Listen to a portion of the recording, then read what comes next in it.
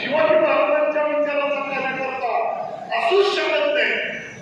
अशा प्रतिकूल परिस्थितीत जो लढतो तोच कार्यकर्ता तयार होतो हे प्रत्येकाने लक्षात ठेवा.